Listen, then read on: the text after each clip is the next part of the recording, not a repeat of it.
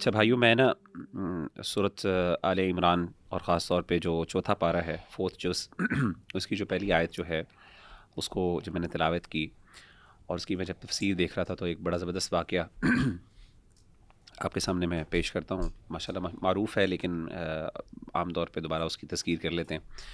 سیدنا ابو طلحہ انصاری رضی اللہ تعالی عنہ یہ مدینہ کے ان لوگوں میں سے تھے جن کو اللہ تعالیٰ نے بہت مال دیا تھا، اور ان کا جو مدینہ کے اندر ایک باغ تھا اور وہاں پہ باقاعدہ اس کا ایک کنواں بھی تھا جس کو بئر روحا کہا جاتا تھا، اور یہ بالکل مسجد نبوی کے بالکل سامنے تھا، اور آج بھی اس کی وہ جگہ انہوں نے لوکیٹ کی ہوئی ہے.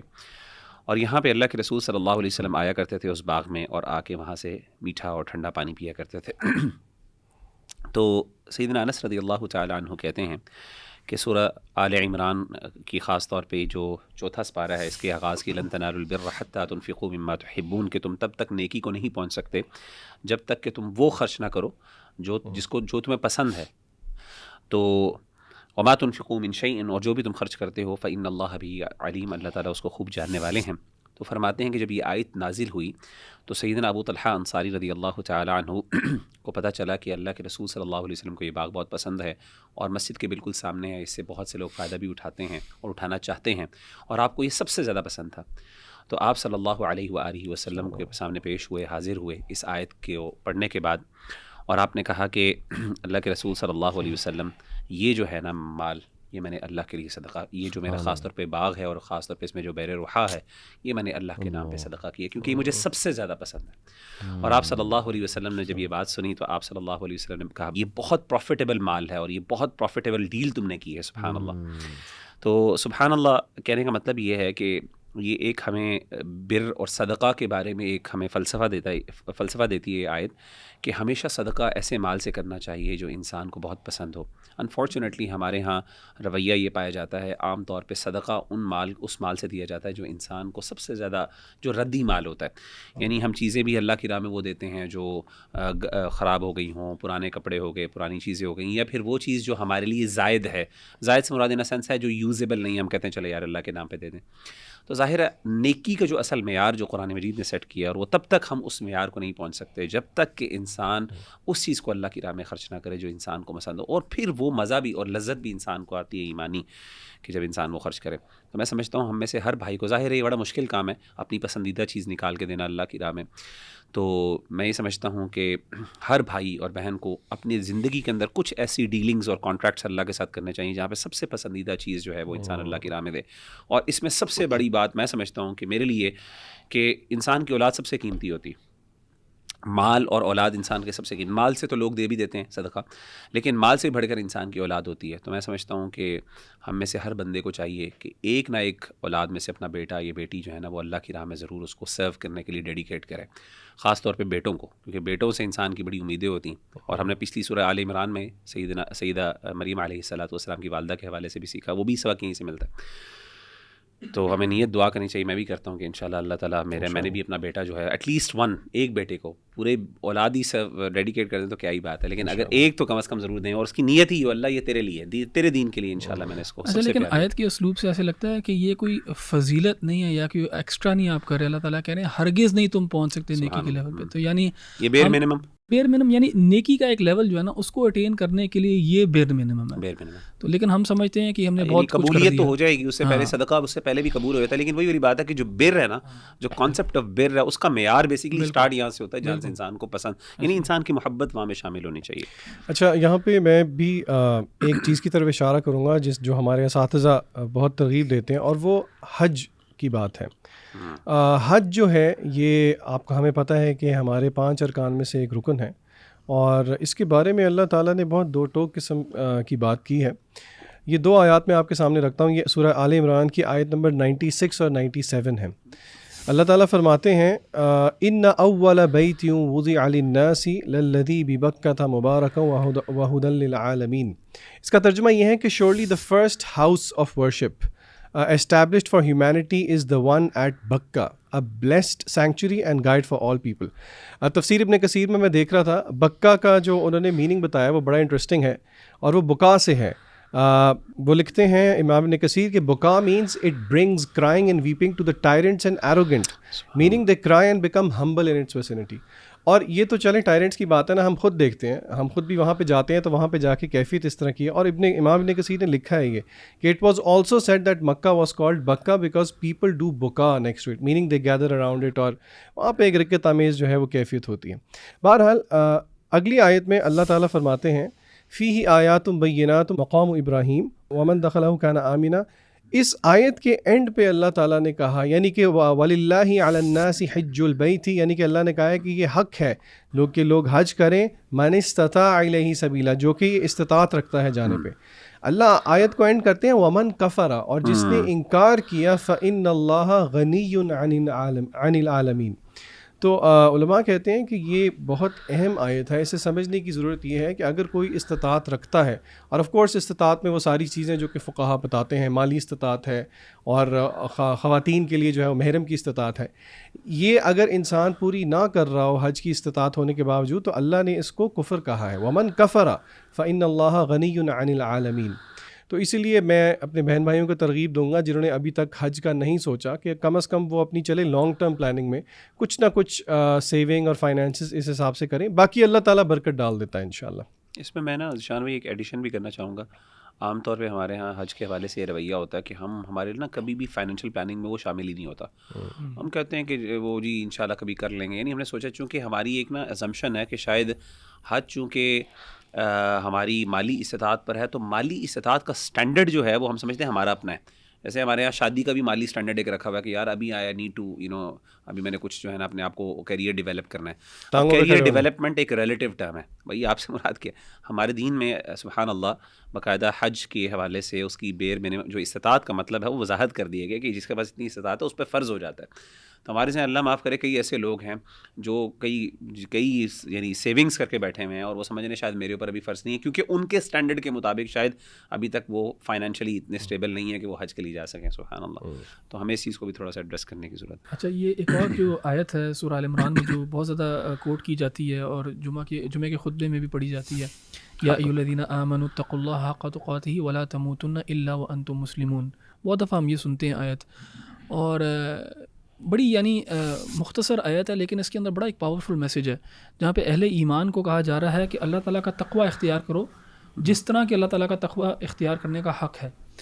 اور تقوی کا جو ہے نا موضوع وہ قرآن میں بہت دفعہ ریپیٹ ہوا ہے, اور میرا خیال ہم نے ابھی تک اس کو زیادہ ڈیٹیل میں شاید یہاں پہ ڈسکس نہیں کیا, لیکن میں پڑھ رہا تھا اور جو مفسرین ہیں اور جو اسکالرز ہیں وہ تقوی کے بارے میں کہتے ہیں کہ تقوی جو ہے نا اس کی جو بیر منیمم جو اس کی کنڈیشن ہے وہ یہ ہے کہ انسان جو ہے وہ اللہ نے جو چیزیں حرام کی ہیں, جن چیزوں سے اللہ تعالیٰ نے منع کیا ہے, اس سے انسان رک جائے, اور جو چیز اللہ تعالیٰ نے فرض کی ہے انسان کے اوپر اس کو انسان بجا لائے. یہ بیر منیمم, یہ سب سے لیسٹ لیول آف تقوی ہے. یعنی اس سے اگر کوئی نیچے ہے, مثال کے طور پہ اگر اللہ سبحانہ و تعالیٰ نے کوئی چیزیں فرض کی ہوئی ہیں انسان کے اوپر اور وہ ان فرائض کو سر انجام نہیں دے رہا, تو پھر وہ متقی انسان نہیں ہو سکتا, وہ تقوی کے اس لیول پہ نہیں ہے. تو ہماری کم از کم کوشش ہونی چاہیے کہ بیر منیمم اس کو اسٹیبلش کریں, اور پھر تقوی کی جو منازل ہیں وہ تو بہت زیادہ ہیں. جس طرح کہ عمر بن الخطاب نے بھی کہا اور رسول اللہ صلی اللہ علیہ وسلم نے بھی مثالیں دی کہ تقوی ہے ٹھہر ٹھہر کے چلنا, دیکھ دیکھ کے چلنا, کدھر انسان قدم رکھ رہا ہے, اگر کوئی کانٹے دار جھاڑی ہے جس میں سے انسان کا گزر ہے تو اس طرح اپنے کپڑوں کو بچانا. یعنی دی آئیڈیا از کہ انسان جب بھی زندگی میں آگے چلتا ہے, جب بھی فیصلے کرتا ہے, ہی از آلویز کانشیس کہ اللہ مجھے دیکھ رہا ہے, اور اللہ مجھے دیکھ رہا ہے تو میں یہ جو ڈیسیجن لینے لگا ہوں یہ اللہ تعالیٰ کے ہاں اس ڈیسیجن کا کیا معاملہ ہے, کیا یہ چیز اللہ تعالیٰ کو پسند ہے کہ نہیں پسند. تو اور اس کے ذریعے نا انسان کو تقوی پہ اپنی پریکٹس کرنے کی ضرورت ہے. اینڈ ایک جو چیز جو بہت انسان کو مدد دیتی ہے نا تقوی کے معاملے میں, اور and being conscious of God, وہ ہے اللہ تعالیٰ کا ذکر کرنا. سارا وقت اٹھتے بیٹھتے لیٹتے ہر وقت جو ہے نا اللہ تعالیٰ کا ذکر کرنا, اور اللہ تعالیٰ کا نام آپ کی زبان پہ رہے گا, اور سبحان اللہ, الحمدللہ, اللہ اکبر جیسے کلمات اگر ہوں گے تو انسان جب اللہ تعالیٰ کے بارے میں سوچ رہا ہے تو اگر کوئی خیال بھی اس کے ذہن میں آئے گا جو برا خیال ہوگا تو وہ اس خیال کو بھی جو ہے زیادہ جگہ نہیں دے گا اپنے ذہن کے اندر. اینڈ ایک اور جو میں اپنے اسٹوڈنٹس کو خاص طور پہ سکھاتا بھی ہوں اور ان کو جو نا ترغیب بھی دلاتا ہوں جس چیز کی طرف، وہ یہ ہے کہ یہ جو کلمات ہیں سبحان اللہ، الحمدللہ، اللہ اکبر، ان کو تفصیل سے سمجھنا کہ ان کا مطلب کیا ہے. بہت زیادہ لوگ ہوتے ہیں ان کو سبحان اللہ کا مطلب ہی نہیں پتہ ہوتا. تو سبحان اللہ کا کیا مطلب ہے، اور جب آپ کہہ رہے ہو یہ الفاظ تو think about what you are seeing, اور تاکہ وہ الفاظ صرف منہ سے نہ ادا ہو رہے ہوں، ان کا جو جذبہ ہے وہ ایک دل میں بھی پیدا ہو رہا ہو. الحمدللہ کا بھی جذبہ جو ہے وہ دل میں بھی پیدا ہو رہا ہو، اسی طرح اللہ اکبر کا بھی ایک جذبہ دل میں بھی پیدا ہو رہا ہو. اس کے بعد اسی آیت میں اللہ تعالیٰ نے کہا نا کہ تقوی، جی ایک چھوٹا سا میں ایڈ کرنا چاہوں گا، جیسے آپ نے کہا نا کہ تقوی حاصل کرنے کا ایک ذریعہ جو ہے وہ اللہ کا ذکر ہے.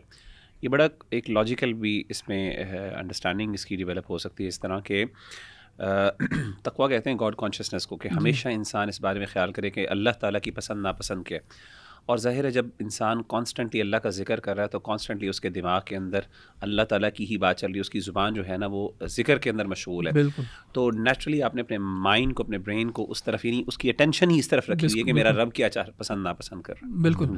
تو اس آیت میں آگے نا اللہ تعالیٰ نے کہا وَلَا تَمُوتُنَّ إِلَّا وَأَنْتُمْ مُسْلِمُونَ، اور نہ تمہیں موت آئے یا نہ مرنا تم سوائے مسلمان ہونے کی حالت کے اندر. اب انسان تو چوز نہیں کر سکتا کہ کب اس کی موت آئے گی کب نہیں آئے گی، ہمیں پتہ ہی نہیں ہے کہ ہماری کب موت آئے گی کب نہیں آئے گی. لیکن اللہ تعالیٰ نے اسلوب اتنا خوبصورت اختیار کیا ہے دکھانے کے لیے اور بتانے کے لیے کہ انسان ہمیشہ مسلمان کی حالت میں رہے. مسلمان کی حالت میں رہنے کا بھی یہی مطلب ہے کہ تقوی کی حالت میں رہے، یعنی ان اسٹیٹ آف سبمیشن رہے، کہ جب بھی اللہ تعالیٰ کا پیغام آ گیا، جب بھی اس کو پتہ لگ گیا کہ اللہ تعالیٰ یہ میرے سے چاہتا ہے، تو وہ جو ہے سبمٹ کرے اور ایکسیپٹ کر لے. اور ظاہر ہے موت کا کسی کو نہیں پتہ کب آئے گی کب نہیں آئے گی، تو اس کا مطلب ہے یہ کانسٹنٹلی انسان کو اسٹیٹ میں رہنا چاہیے. اچھا، اس آیت کو میں تھوڑا سا جو ہے نا اگلی آیت کے ساتھ کنیکٹ کرنا چاہوں گا، جس میں اللہ تعالیٰ اگلی آیت میں نا پہلے پورشن میں وَاعْتَصِمُوا بِحَبْلِ اللَّهِ جَمِيعًا وَلَا تَفَرَّقُوا، کہ اللہ تعالیٰ کہہ رہے ہیں سب مسلمانوں کو، اہل ایمان کو، کہ اللہ تعالیٰ کی رسی کو مضبوطی سے تھام لو اور تفرقہ نہ بیچ میں پیدا کرو. رسی کو مضبوطی سے تھام لو، بہت زیادہ علماء نے اس رسی سے مراد لیا قرآن کو، یعنی قرآن اگر ایک سائڈ پہ تمہارے ہاتھ میں ہے تو دوسری سائڈ پہ اللہ تعالیٰ کے ہاتھ میں. یہ ایسی رسی ہے کہ اگر تم نے ایک سائڈ اس کی پکڑی ہوئی ہے تو اللہ تعالیٰ کے دوسری سائڈ جو اللہ تعالیٰ کے ہاتھ میں ہے، اور اللہ تعالیٰ ہی اسی کے ذریعے تمہیں کھینچ کے جو ہے اپنی جنت میں لے جائے گا. تو دیکھیں تقوی کا ہی تقاضا ایک اور بھی یہ ہے کہ تفرقہ نہ ہو، اور مسلمان اس چیز کو ریکگنائز کریں کہ جتنے بھی مسلمان ہیں ان کا گول ایک ہی ہے. ایک لحاظ سے ان کا گول ہے اللہ تعالیٰ کا تقوی اختیار کرنا اینڈ سبمٹ کرنا، مسلمان ہونا. اینڈ جو چیز ان کو اکٹھی کرنی چاہیے، جس چیز پہ مسلمانوں کو اکٹھا ہونا چاہیے، وہ قرآن ہے. اینڈ جب بھی کوئی ڈفرینس ہو، جب بھی کوئی آرگیومنٹ ہو، جب بھی کوئی ڈسپیوٹ ہو، تو کس کی طرف لے کے جائیں ہم اپنے معاملات کو؟ قرآن کی طرف لے کے جائیں. تو قرآن جو ہے وہ ہمیں اس کے ذریعے، اس کے ارد گرد ہماری یونٹی ہونی چاہیے. یعنی unity for the sake of unity نہیں، اور یونٹی صرف اس لیے نہیں کیونکہ میرا نام مسلمان والا ہے یا میں پاکستانی ہوں یا واٹ ایور. یونٹی ہونی چاہیے اللہ تعالیٰ کی کتاب کی بنیاد کے اوپر، اس کے اوپر انسانوں کو، مسلمانوں کو خاص طور پہ اکٹھا ہونا چاہیے اور تفرقہ نہیں کرنا چاہیے. الحمدللہ، بیوٹیفل، ماشاء اللہ. سورہ آل عمران میں بہت سی ماشاء اللہ آیات ہیں جو میری فیوریٹ ہیں. اس کی وجہ یہ کہ میں نے جب قرآن پڑھنا شروع کیا تھا تو سورہ آل عمران سے میں نے ٹرانسلیشن جو ہے الحمدللہ وہ شروع کی تھی. تو اس میں جیسے آپ نے آیا کوٹ کی، یہ کہ تفرقے میں نہ پڑھو، وہ بھی ہے. پھر کنتم خیر امۃ، ماشاء اللہ وہ بھی. لیکن یہ کہ میں جو کوٹ کرنا چاہوں گا جو مجھے بہت فائدہ دیتی ہے ہمیشہ، وہ یہ ہے، ایک پیسیج ہے بیسیکلی ورس 133 to 135. میں آپ کو پڑھ کے سنا دیتا ہوں. وَسَارِعُوا إِلَىٰ مَغْفِرَةٍ مِّن رَّبِّكُمْ وَجَنَّةٍ أَرْضُهَا السَّمَاوَاتُ وَالْأَرْضُ أُعِدَّتْ لِلْمُتَّقِينَ, and hasten towards forgiveness from your Lord, and a paradise as vast as the heavens and the earth prepared for those mindful of Allah. اور پھر آگے اللہ سبحانہ وتعالیٰ ان کی کچھ خاص باتیں بتاتے ہیں، خصوصیات، کہ وہ لوگ کون ہیں جو جنت کے طلبگار ہیں، اللہ کی مغفرت کے طلبگار ہیں، اور بیسیکلی وہ متقین ہیں، مائنڈفل آف اللہ ہیں. الذین ينفقون فی السراء والضراء والکاظمین الغیظ والعافین عن الناس واللہ یحب المحسنین. They are those who donate in prosperity and adversity, جو کہ تنگی میں بھی اور جو ہے وہ جب ان کو پراسپیرٹی ہو تب بھی وہ خرچ کرتے ہیں. اور یہ بہت بڑی کوالٹی ہے آئی بلیو. تنگی میں بڑے کم لوگ خرچ کرتے ہیں، بلکہ وہ سمجھتے ہیں کہ شاید تنگی میں خرچ کرنے سے پیسے جو ہے وہ کم ہو جائیں گے. پھر فرمایا والکاظمین الغیظ and they control their anger. اب دیکھیں یہ کتنی امپورٹنٹ بات ہے. زیادہ تر ہماری لائف کے مسائل غصے کی وجہ سے جو ہے وہ خراب ہوتے ہیں. کسی سے غصے سے بات کر لی یا کچھ منہ سے کہہ دیا, اسپیشلی جو اسپاؤزز ہیں وہ آپس میں ان کے معاملات بگڑتے اس لیے کیونکہ وہ غصہ دکھا رہے ہوتے ہیں بہت زیادہ. تو اللہ نے تو اس کو کنٹرول کرنے کا حکم دیا ہے, اور ظاہر ہے کہ وہ حدیث بھی ہے کہ اسٹرانگ وہ ہے جو غصے کو کنٹرول کر لے, بجائے یہ کہ جو ایک ریسلر ہوتا ہے. والعافین عن الناس اینڈ پارڈن ادرس, اور دوسروں کو جو ہے وہ معاف کرتے ہیں. واللہ یحب المحسنین, اور ظاہر ہے کہ معاف کرنے میں یہ بھی ہے کہ پھر بھلا دو, اس کو بار بار کوٹ نہ کرو. وہ چیز بار بار کوٹ کرنا, ریمائنڈ کروائیں گے آپ تو وہ معاف کرنا تو نہ ہوا. اور اللہ محبت کرتا ہے محسنین سے. اور پھر لاسٹلی والذین اذا فعلوا فاحشۃ او ظلموا انفسهم ذکروا اللہ, they are those who upon committing an evil deed or wronging themselves remember Allah. تو یہ دیکھیں بڑا ایک زبردست ایٹیٹیوڈ ہے کہ موسٹ آف اس, شیطان کیا کرتا ہے کہ وہ نا گناہ کروا کے مایوس کر دیتا ہے کہ بس اب تم گئے. اور ہمارے پاس آتے ہیں نا ینگسٹرز, پوچھتے ہیں کہ ہم نے اتنے گناہ کیے, بار بار کرتے ہیں, معافی طلب کرتے ہیں, پھر کرتے ہیں, ٹل وین, کب تک آخر. تو یہ اللہ سبحانہ تعالیٰ جواب دے رہے ہیں کہ دیکھو جیسے ہی کوئی ایول ڈیڈ کرو تو فوراً سے معافی طلب کرو, توبہ کرو اللہ سبحانہ تعالیٰ سے. اور وہ حدیث بھی ہے نا کہ follow an evil deed by a good deed. یہ بڑا زبردست فارمولا کہ فوراً سے جو ہے وہ اس کی معافی بھی طلب کی جائے اور گڈ ڈیڈ کی جائے. And they seek forgiveness and do not knowingly persist in sin and who forgives sins except Allah. اور یہ ان کی بڑی خاص بات ہے کہ وہ جب توبہ کر لیتے ہیں, ارادہ کر لیتے ہیں, تو پھر پرسسٹ نہیں کرتے اس چیز میں.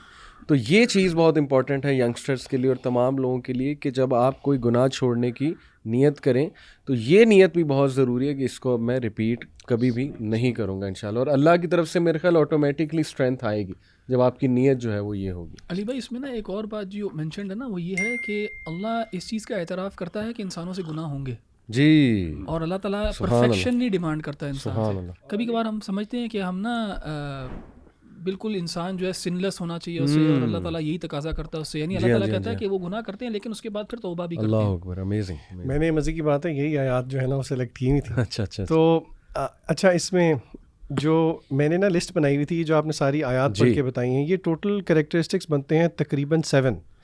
پہلا اس میں یعنی کہ اہل جنت کی یہ صفات ہیں بیسکلی. اب عام طور پہ اگر آپ کسی سے پوچھیں نا کہ اہل جنت کی کیا صفات ہیں تو وہ گنوائے گا جی وہ متقی ہوں گے, اللہ کی اطاعت کرنے والے. اللہ نے بھی کہا ان کے پاس تقویٰ ہے, وہ اللہ کی اطاعت کرتے ہیں, اللہ کے رسول کی اطاعت کرتے ہیں. وسارعوا الی مغفرہ, مغفرت کی طرف بھاگتے ہیں, انفاق کرتے ہیں, خرچ کرتے ہیں. والکاظمین الغیظ. بلکہ یہاں سے ایک بڑا مجھے مزے کا واقعہ یاد آیا. 2018 میں عمرے پہ گیا ہوا تھا. میری فطرت میں ہے مجھے غصہ نہیں آتا الحمدللہ, مجھے اس چیز پہ بڑا فخر بھی تھا. تو اللہ ٹیسٹڈ می ود دس. تو ہوا یہ کہ میں, آپ کو پتہ ہے کہ وہاں پہ کعبے کے بالکل پہلی صف لینے کے لیے نا وہاں پہ جو ہے نا آپ کو کافی اسٹرگل کرنا پڑتا. تو اللہ کی طرف سے اللہ نے مجھے ادھر کوئی جگہ دے دی. تو وہ کوئی اللہ کا بندہ جو ہے وہ اپنی کوئی چادر رکھ کے گیا تھا وہاں پہ. تو وہ آیا, وہ غصہ ہو گیا. اچھا وہ اللہ کی طرف سے اس نے مجھے تھوڑا سا پش کیا, مجھے بہت غصہ آ گیا وہاں پہ. اب میرے سامنے کعبہ اور میں خود حیران ہو رہا ہوں کہ یہ مجھے. تو میرے ساتھ ایک آئی تھنک کوئی ایجپشن تھے, وہ نا قرآن مجید کی تلاوت کر رہے تھے, اور اللہ کی طرف سے وہ جب یہ تلاوت کر رہے تھے تو وہ یہی آیات تھی. انہوں نے میرا ہاتھ پکڑ کے نا اس کا ورد کرنا شروع کر دیا, والکاظمین الغیظ والعافین عن الناس. تو بہرحال میں آپ کو بتا ہی رہا تھا کہ باقی صفات ہیں, غصے کو قابو کرتے ہیں, محسنین ہیں.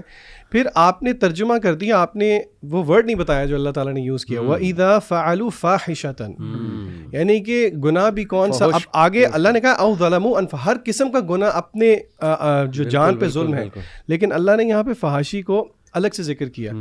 Again this does not mean کہ دس is giving us room for this, لیکن دیکھیں اہل جنت کی صفات میں علماء کہتے ہیں کہ فحاشی کی بات بھی آ گئی. اب کوئی سوچے گا یہ کہ فحاشی والا گناہ ہو گیا تو چلو اللہ تعالیٰ سے استغفار کرو. صحیح. آپ آیت کی سیکوینس پہ دیکھیں, فعلوا فاحشة او ظلموا انفسهم ذکروا اللہ, یعنی کہ سب سے پہلی چیز وہ کیا کرتے ہیں, اللہ کو یاد کرتے ہیں. اور یہ اللہ کو یاد وہی کر سکتا ہے جس کا ایک ریلیشن شپ اسٹیبلش ہو. فاستغفروا, اور پھر وہ اللہ تعالیٰ سے جو ہے اور ندامت ہو جس کو وہ یاد کرے گا. اور یہ دیکھیں نا آیت میں آگے آ گیا کہ ولم یصروا علی ما فعلوا, کہ وہ پھر اس پہ اصرار نہیں کرتے, وہم یعلمون. تو یہ بہت پروفاؤنڈ آیا. اچھا اس میں ایک ایڈ کروں گا, اس حوالے سے کچھ روایات بھی ملتی ہیں کہ جیسے کہ مصنف عبد الرزاق میں ہے کہ عندما نزلت هذه الآیہ بک الشیطان, شیطان رو پڑا اس آیت پر. یہ باقاعدہ روایت موجود ہے, اور اس میں باقاعدہ اور بھی سنن ترمذی میں بھی کچھ اس سے ملتی جلتی روایات موجود ہیں اس حوالے سے.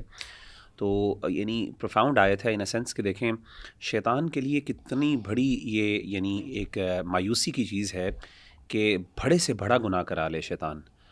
All a person has to do is simply be guilty and ask Allah subhanahu wa ta'ala for forgiveness. That's it. اور اس کی ساری محنت زیرو ہو جاتی ہے. یہ اللہ کا احسان ہے. یعنی اللہ کا احسان یہ ہے کہ ابلیس جتنی مرضی محنت کر لے, جتنی مرضی اپنے, یعنی he has given his eternal life for our destruction. شیطان کا خاص ویپن بھی ہے نا, الشیطان یعیدکم الفقر ویأمرکم بالفحشاء, یعنی کہ اس کے خاص وار میں سے ایک وار یہ کہ وہ فحاشی کا حکم دیتا. تو شیطان نے جو ہے نا اپنی پوری زندگی ہمیشہ کی زندگی داؤ پہ لگا دی تاکہ ہمیں گمراہ ہو جائیں.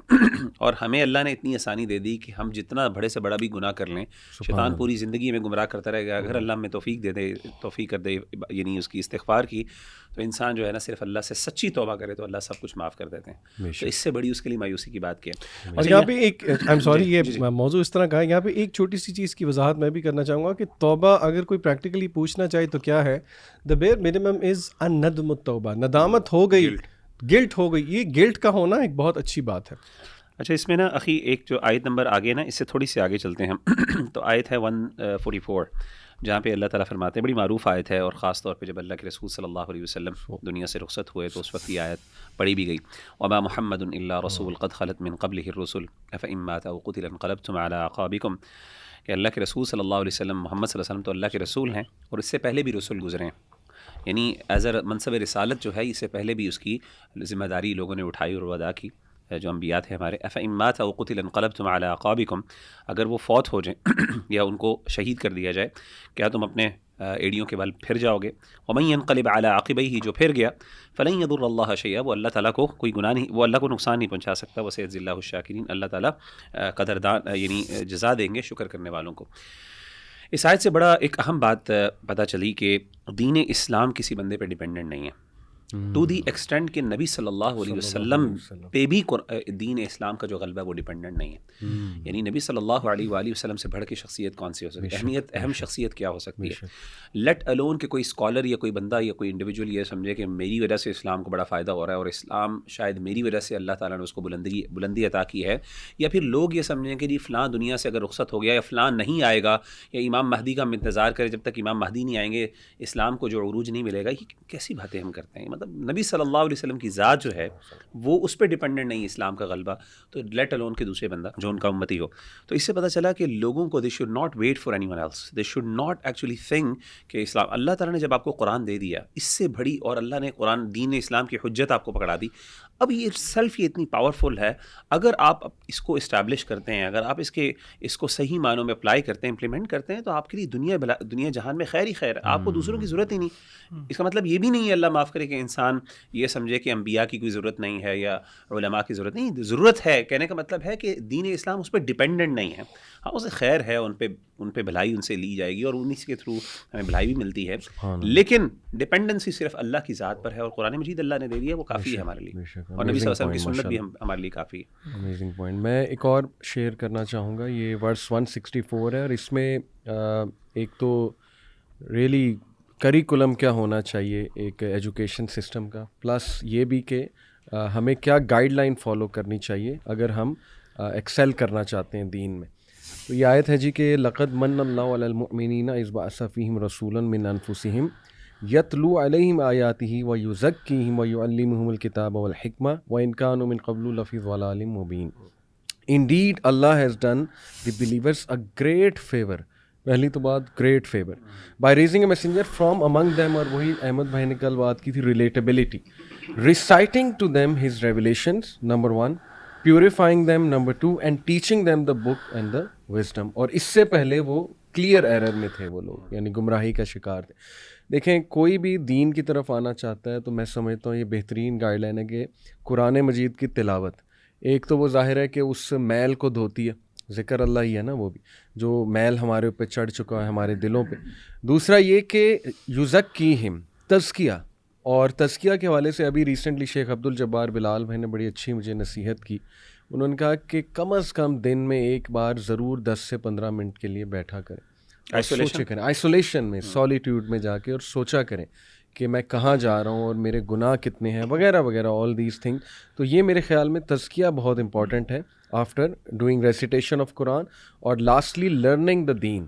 اور یہ جو حکمت ہے احمد بھائی میں آپ سے بھی پوچھنا چاہوں گا, حکمت آئی بلیو کہ حدیث ہے نبی اکرم صلی اللہ علیہ وسلم کے بتائی جو پورا ایک طریقہ ہے, دیٹ از حکمہ. تو کتاب کے ساتھ ہمیشہ حکمت کا بھی ذکر جو ہے وہ آیا, تو دیٹ پرووز کہ الحمدللہ نبی وسلم کا جو حدیث ہیں وہ بھی دین کا حصہ ہے. اس میں نا اس پارے میں ایک اور بڑی اہم آیت ہے جہاں پہ اللہ سبحانہ وتعالیٰ نے اس امت کو سب سے بہترین امت کہا ہے. کنتم خیر امت اخرجت للناس تأمرون بالمعروف وتنہون عن المنکر وتؤمنون باللہ. تو اس میں جب بہترین امت کہا ہے تو اس کو ایسے ہی نہیں چھوڑ دیا, ایک ذمہ داری بھی دی ہے ساتھ ساتھ. اور وہ بہترین امت تبھی بن سکتے ہیں ہم جب وہ ہم ذمہ داری پوری کریں. اور وہ ذمہ داری یہ ہے کہ تم نیکی کا حکم دیتے ہو اور برائی سے روکتے ہو. اور یہ ایک بہت ایکٹیو پوزیشن ہے, یہ پیسو نہیں ہے. یعنی نیکی کا حکم دینا اور برائی سے روکنا یہ وہی لوگ کر سکتے ہیں جو ایکٹیولی انوالوڈ ہوں گے معاشرے کے اندر, اور معاشرے کی برائیوں کو دیکھ رہے ہوں گے, ان کے اوپر آواز اٹھا رہے ہوں گے, اور نیکی کو معاشرے میں نکل کے نیکی کو پروموٹ کر رہے ہوں گے. تو یہ پوری امت کا ایز این بینگ اے مسلم یہ آپ کی رسپانسبلٹی ہے, ہم سب کی ایک رسپانسبلٹی ہے, یہ کوئی ایکسٹرا نہیں ہے. یہ رسپانسبلٹی اور یہ فریز جو ہے تأمرون بالمعروف وتنہون عن المنکر یہ بہت دفعہ قرآن مجید میں آیا, اور یہ کیریکٹرسٹک ہے بلیورز کی. لیکن اس کے ساتھ ساتھ میں اسی پارے میں ایک اور آیت ہے وَلْتَكُن مِّنكُمْ أُمَّةٌ يَدْعُونَ إِلَى الْخَيْرِ وَيَأْمُرُونَ بِالْمَعْرُوفِ وَيَنْهَوْنَ عَنِ الْمُنكَرِ. تو ادھر نا وَلْتَكُن مِّنكُم کہا ہے. اچھا یہاں پہ ایسا لگتا ہے کہ ایک تو براڈر لیول کے اوپر یہ جنرلی ہونا بھی چاہیے, لیکن ایک اسپیسیفک گروپ بھی ایسا تمہارے اندر ہونا چاہیے جو اسپیسیفکلی یہ کام کر رہا ہو, جو اسپیسیفکلی معاشرے کی برائیوں کو یعنی دعوت دے رہا ہو نیکی کی طرف اور برائی سے لوگوں کو روک رہا ہو. تو یعنی اسپیسیفک لیول پہ بھی یہ کام ہونا چاہیے. اور جیسے ہمارے یہاں بھی الحمدللہ کچھ ادارے کرتے ہیں یہ کام, وظاہر ان کو اور بھی کرنا چاہیے. تو اسپیسیفک لیول پہ بھی ہو رہا ہوتا ہے یہ کام, اور جنرل لیول پہ بھی مسلمانوں کا یہ کام ہے. بیوٹیفل ماشاءاللہ. اچھا اس میں نا جو ایک آیت جو بڑی امپورٹنٹ ہے یہاں پہ نا اس صورت میں اور خاص طور پہ اس پارے میں اللہ تعالیٰ نے جنگ احد کا بہت ذکر کیا, جنگ احد کا ذکر کیا تفصیل سے, اور بہت اس کی بیک گراؤنڈ بھی بتائی ہے. اور مسلمانوں کے لیے سبحان اللہ بہت سے لیسنز ہیں. بلکہ یہ جو آیت نمبر 156 سے جو رکوع شروع ہوتا ہے یا ایھا الذین آمنوا لا تکونوا کالذین کفروا وقالوا لاخوانہم اذا ضربوا فی الارض او کانوا غزا لو کانوا عندنا, یہاں پہ اصل میں اللہ تعالیٰ آفٹر میتھ کے اوپر نا کامنٹس کر رہے ہیں. ایک چیز میں خاص طور پہ یہاں پہ ذکر کرنا چاہتا ہوں, وہ بڑی جو اہم ہے اس حوالے پورے سے, اس پورے یعنی جنگ احد کا جو کانسیپٹ ہے اس کے حوالے سے, وہ یہ ہے کہ اللہ تعالیٰ نے یہاں پہ لیڈرشپ لیسنز نبی صلی اللہ علیہ وسلم کے لیے بھی ہیں اور امت کے لیے بھی ہیں. امت کو تو اللہ نے بتایا کہ امیر کی اطاعت اور اسی طریقے سے صبر اور اسی طریقے سے آزمائش کو کس طرح جھیلنا ہے, اس کے لیے وہ لیسنز ہیں. جو نبی کے لیے جو اللہ تعالیٰ نے لیڈرشپ لیسنز بیان کیے نا, یہ واقعہ بیان کرنے کے بعد آپ نے فرمایا فبما رحمۃ من اللہ لنت لہم, حالانکہ غلطی کس کی تھی, غلطی تھی فالوورز کی, ٹھیک ہے نا. تو یہاں پہ نبی صلی اللہ علیہ وسلم کے دل کو اللہ نے نرم کیا کہ یہ اللہ کی رحمت سے ہے کہ آپ نرم ہیں. وَلَوْ كُنْتَ فَظًّا غَلِيظَ الْقَلْبِ لَانفَضُّوا مِنْ حَوْلِكَ, اگر آپ کا دل سخت ہوتا تو یہ آپ سے جھٹ جاتے, آپ سے دور ہو جاتے, کبھی آپ کے قریب نہ آتے. فَاعْفُ عَنْهُ, ان کو معاف کر دیں. وَاسْتَغْفِرْ لَهُمْ, ان کے لیے استغفار کریں. وَشَاوِرْهُمْ فِي الْأَمْرِ, مشاورت جاری رکھیں, کیونکہ اللہ کے رسول نے پہلے ان سے مشاورت کی تھی صحابہ سے. فَإِذَا عَزَمْتَ فَتَوَكَّلْ عَلَى اللَّهِ, جب آپ عزم کر لیں تو اللہ پہ توکل کریں. إِنَّ اللَّهَ يُحِبُّ الْمُتَوَكِّلِينَ. اس آیت میں سمجھتا ہوں کہ لیڈرشپ کی کیریکٹرسٹکس اللہ نے بیان کی ہیں. ایک لیڈر کو سب سے پہلے رحیم ہونا چاہیے, نرم دل ہونا چاہیے. دوسری چیز یہ ہے کہ معاف کرنے کی ایبلٹی اس کے اندر اتنا جگرا ہونا چاہیے کہ بڑے یعنی غلطیوں کو معاف کر سکے. اور یہ ایموشنل انٹیلیجنس, یعنی وہ لیڈر جو معاف نہیں کر سکتا کسی غلطی, وہ لیڈر کیا, وہ تو ایک قسم کا یعنی. اور تیسرا یہ ہے وَاسْتَغْفِرْ لَهُمْ, ان کے لیے استغفار کریں. یعنی اس کا ایک اسپریچول ریلیشن بھی ہونا چاہیے, ایک ایموشنل ریلیشن ہونا چاہیے, اس کی خیر کی بھلائی کے لیے وہ واقعی وہ بندہ جو اپنے امپلائیز کے لیے دعا کرتا ہو, ان کے لیے استغفار کرتا ہو, اس سے بڑھ کے وہ کتنا سنسیئر ہو سکتا ہے ان کے لیے, ان کے خیر خواہ ہو. چوتھی چیز ہے وَشَاوِرْهُمْ فِي الْأَمْرِ, ان سے مشاورت کرے ضرور, اگرچہ فیصلہ خود ہی کرے گا, ان سے ان کو اتنی رسپیکٹ دے, ان کے انٹلیکٹ کو, اور ان کو اتنی اہمیت دے کہ ان سے مشورہ بھی کرے. اور آخری چیز اس کے پاس یہ ایبلٹی ہونی چاہیے فَإِذَا عَزَمْتَ فَتَوَكَّلْ عَلَى اللَّهِ, کہ وہ پرعزم ہو, اور جب وہ عزم کر لے تو پھر اس کے پاس اتنا گٹ ہونا چاہیے کہ وہ اللہ پہ توکل کر کے اس کو پھر ایگزیکیوٹ بھی کروا سکے. یعنی پہلے مشورہ کرے, مشورہ کرنے کے بعد جب فیصلہ کر لے, فیصلہ کرنے کے ابیلٹی, ڈیسیژن میکنگ کی اس کے پاس ایبلٹی ہونی چاہیے. ڈیسیژن میکنگ ایبلٹی جس بندے کے پاس نہیں ہے وہ لیڈر نہیں بن سکتا. اور پھر اس کے بعد اللہ پہ توکل فعلی اللہ ولی. میں کہتا ہوں یہ کوالٹی سبحان اللہ یہ جیمز ہیں. اگر ایک بندہ لیڈر اپنے اندر کر لے تو یہ نبوی کوالٹیز ہیں سبحان اللہ. اصل میں توکل سے ایک اور مجھے بات یاد آئی کہ اسی سورہ کے اندر نا اللہ تعالیٰ نے کہا نا وَلَقَدْ نَصَرَكُمُ اللَّهُ بِبَدْرٍ وَأَنْتُمْ أَذِلَّةٌ کہ اللہ تعالیٰ نے بدر میں بھی تمہاری مدد کی جب تم لوگ بہت کم تھے نمبرز کے اندر, 313 ایک جگہ اور 1000 دوسری جگہ. اور یہ بھی رمضان کے مہینے میں ہوا تھا جو بدر میں اللہ تعالیٰ نے مسلمانوں کو فتح دی. اس میں بھی بہت زیادہ ہمارے پاس لیسنز ہیں, لیکن سب سے بڑا جو لیسن ہے شاید وہ یہی ہے کہ اللہ تعالیٰ پہ مسلمانوں نے توکل کیا, نہ ہی اسباب کے اوپر, نہ ہی اپنے اسلحے کے اوپر, نہ ہی اپنے ہارسز اینڈ ان چیزوں کے اوپر بالکل بھی توکل نہیں کیا, بلکہ صرف اللہ تعالیٰ کے پہ کیا. جزاک اللہ خیر جی, بارک اللہ فیکم, سبحان اللہ.